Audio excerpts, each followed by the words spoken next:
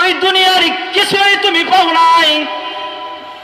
এক বেলা খাইলে আর এক বেলা খাবারের ব্যবস্থা নাই,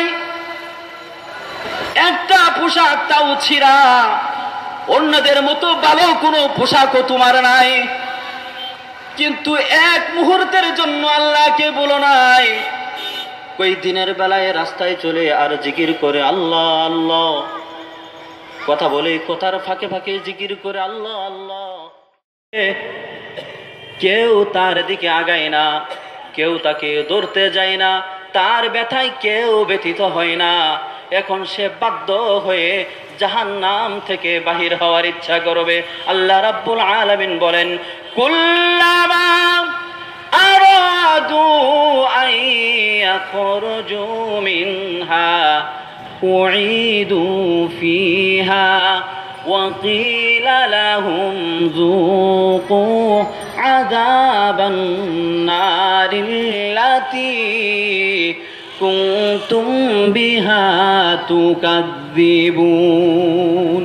রব্বুল আলামিন বলেন, এই মানুষটা চিন্তা করবে, হায় আফসোস, এটা কেমন জায়গা, সবাই স্বার্থপর, কেউ তো কারোর দিকে আগায় না। কলিজার টুকরা সন্তান, তার জন্য কত মেহনত করলাম, সন্তান যেন সুখে থাকতে পারে। এই সন্তান যখন ছোট ছিল, আমার পরনের বারো কোনো জামা ছিল না, সিরা একটা লুঙ্গি পরিধান করতাম, একটা প্যান্ট পরিধান করতাম। সিরা লুঙ্গিটা নিয়ে মার্কেটে গেছি, একটা লুঙ্গি কিনবো, যাই দেখি সন্তানের সুন্দর একটা জামা। মনে হলো এই জামাটা যদি সন্তানকে পরাই তাহলে হয়তো আমার সন্তান খুশি হয়ে যাবে। সন্তানের খুশির জন্য সেদিন সিরা লুঙ্গি সিরা প্যান্ট পরনে থাকা সত্ত্বেও নিজের স্বার্থকে কুরবানি দিয়া সন্তানের জন্য জামা কিনে নিয়ে গেছিলাম।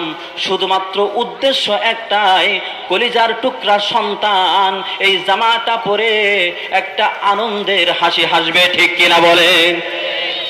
ও সন্তান, কত কষ্ট করেছি তোমার জন্য, কত নখ কেটেছে, নখটা কেটে দিয়ে জমিনে যখন পড়ে গেছে, ওই জমিনে তাকায় রয়েছে একটা পিঁপড়া, ছোট্ট একটা লাল পিঁপড়া নখকে নিয়ে টানাটানি শুরু করে দিয়েছে। আল্লাহর বান্দা চিন্তা করে, হায় আফসোস, আমার কি মূল্য, আমার কি দাম। শরীর থেকে যখন আমার একটা অঙ্গ আলাদা হয়ে গেল, সামান্য একটা পিঁপড়া অঙ্গটাকে নিয়ে টানাটানি শুরু করলো। এই শরীরের মধ্য থেকে যদি রূহ চলে যায়, এমনি ভাবে তো অন্যান্য পোকামাকড়গুলো আমাকে নিয়ে টানাটানি শুরু করবে। জোরে বলুন ঠিক কিনা? ওই সেদিন ওই নখ কাটা থেকে শিক্ষা গ্রহণ করলাম, আমার এই জীবনের কোনো মূল্য নাই, আমার জীবনের কোনো দাম নাই। এই মূল্যহীন জীবনকে মূল্যবান করতে হলে কোন কাজ করার দরকার, আজকে থেকে আমি সেই কাজই শুরু করব। বলুন সুবহানাল্লাহ। ওই খাবারের কিছু নাই, পড়ার কিছু নাই, সমাজে তার কোনো পরিচিতি নাই, সমাজে তার কোনো সুনাম নাই, কিন্তু এক মুহূর্তের জন্য আল্লাহকে ভুলে না। ইমাম গাজ্জালী রাহমাতুল্লাহি আলাইহি বলেছেন, তুমি দুনিয়ার সব কিছু পাইলা কিন্তু আল্লাহকে পাও নাই, মনে রাখবা তুমি কিছুই পাও নাই। জোরে বলুন ঠিক কিনা? ওই দুনিয়ার কিছুই তুমি পাও নাই, এক বেলা খাইলে আর এক বেলা খাবারের ব্যবস্থা নাই,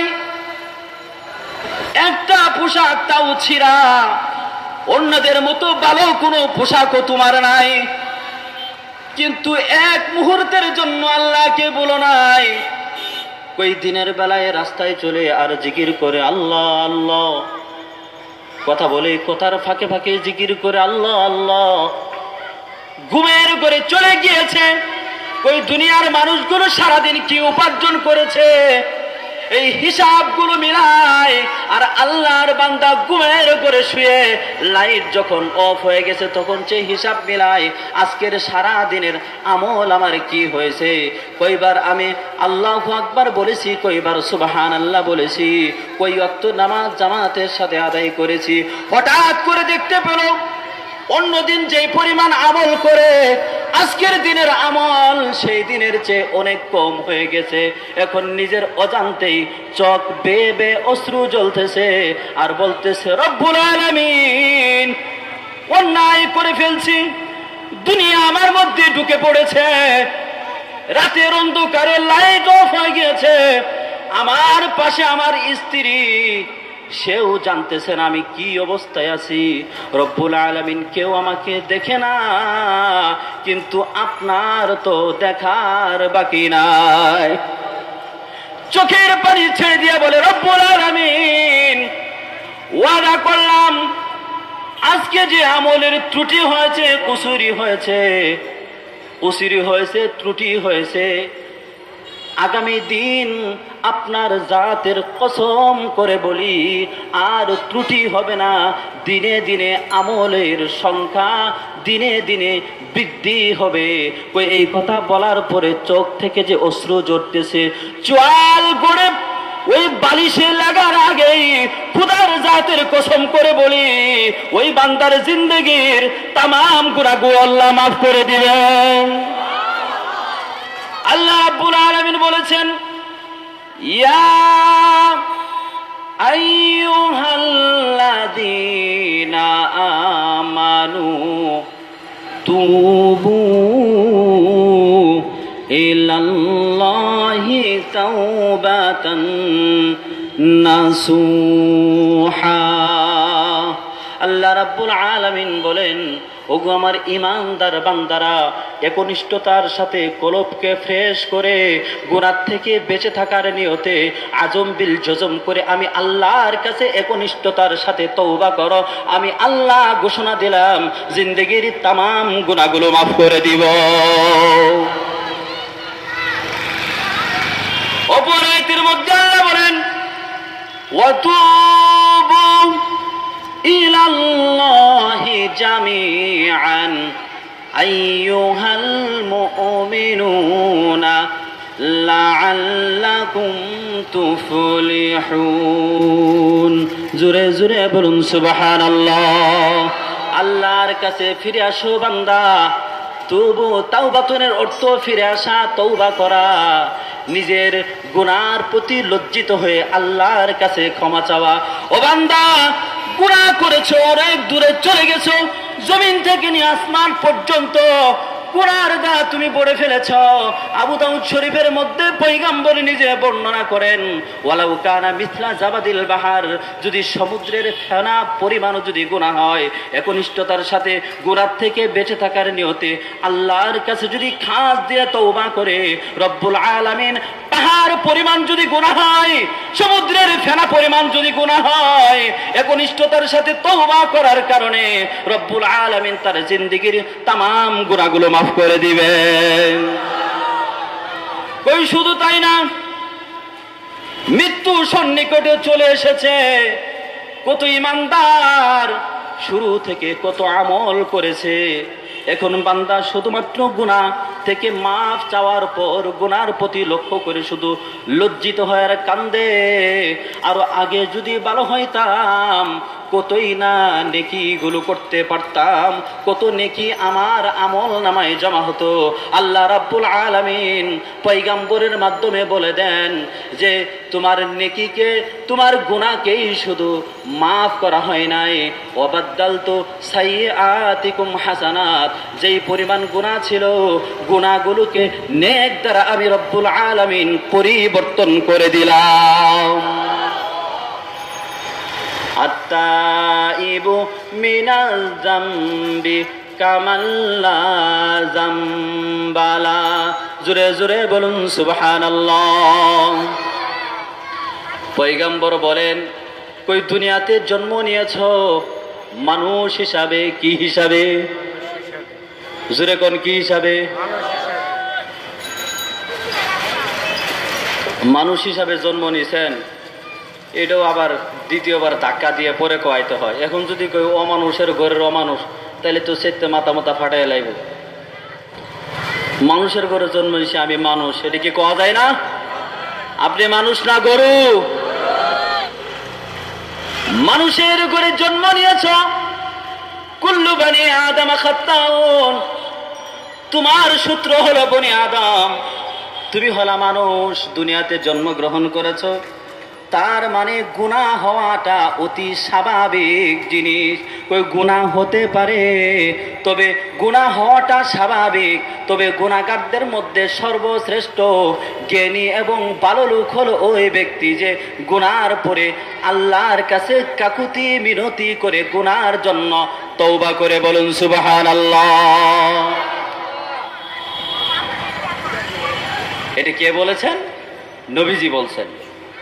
গুনাহ হওয়া স্বাভাবিক, কিন্তু গুনাহ থেকে ফিরে আসো।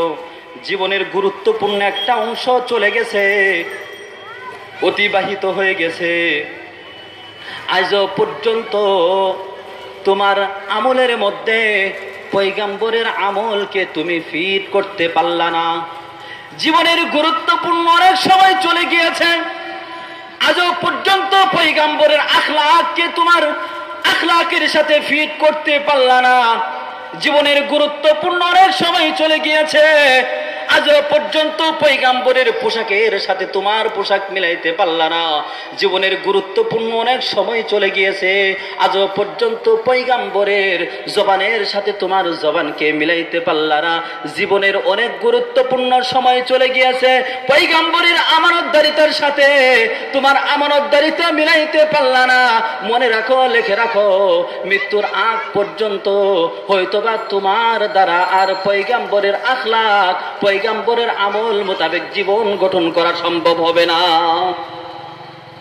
তুমি জাহান্নামে গিয়ে রয়েছো, ছোট্ট একটা গুনাহের কারণে যদি জাহান্নামে যেতে হয়, যত বড় মুফতি হোক, যত বড় আলেম হোক, যত বড় পীর বুজুর্গ দিনদার ওলি গাউস কুতুব হোক, যত বড় আল্লাহর খাস বান্দা বান্দি হোক না কেন, ছোট্ট একটা গুনাহের কারণে যদি জাহান্নামে যেতেই হয়, আল্লাহ রাব্বুল আলামিন সূরা নাবার মধ্যে ঘোষণা করে দিয়েছেন, লা বিসিনা ফিহা আহকাবা।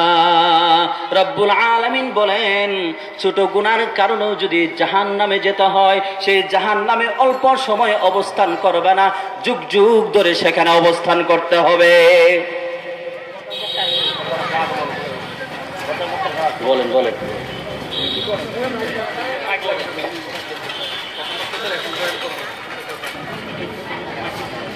মুফাসসিরিনে কেরাম ব্যাখ্যা করেছেন লাবিসিনা ফিহা আহকাবা। নিজে খুলে তাফসীরটা দেখে নিয়েন। আহকাবুন হুকবাতুন শব্দ থেকে বহু বচন। হুকবাতুন শব্দের অর্থ কি? পয়গম্বরের নিজের ভাষায় তিনি তাফসীর করেছেন, ওয়াল হুকবাতু সামানুনা সানা। আর হুকবা, এক হুকবা পরিমাণ হলো 80 বছর সমান।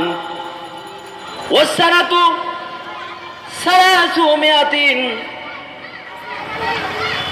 ওয়া সিত্তুনা ইয়াওমান। আর আমরা জানি এক বছর সমান হলো 360 বা 65 দিন, ঠিক কিনা? কই কিয়ামতের হিসাব, জাহান্নামের হিসাব, কই এক বছর 360 দিন বা 65 দিনে হবে? ঠিক আছে, ওই এক একটা করে বছর হিসাব করে 1 2 3 4 5 এভাবে হিসাব করে 80 পর্যন্ত যাবে। কই এই হিসাবও ঠিক আছে, কিন্তু আখিরাতের দিন, জাহান্নামের দিন, পরকালের দিন দুনিয়ার 1000 দিন সমান হবে। দুনিয়ার 1000 দিন আখিরাতের একদিন। অপর আয়াতের মধ্যে আল্লাহ নিজে বলছেন, মিকদারুহু 50 আলফা সানা, 50,000 বছর। ওই যুগ যুগ ধরে সেখানে অবস্থান করতে হবে। চিৎকার করে তুমি যদি বলো, রব্বুল আলামিন সারা জিন্দেগি ভরে আমল করেছি, শুধুমাত্র একটা গুনার কারণে জাহান্নামে আসছি, এখন আমাকে ক্ষমা করে দেন, এই জাহান্নাম থেকে আমাকে মুক্ত করে দেন, তোমার কোনো বক্তব্য আল্লাহর কাছে পৌঁছবে না। আল্লাহর কাছে পৌঁছলেও নির্ধারিত সময়ের আগে যে তোমাকে ক্ষমা করা হবে না। কই যতই চিৎকার করো, যতই চিল্লাও,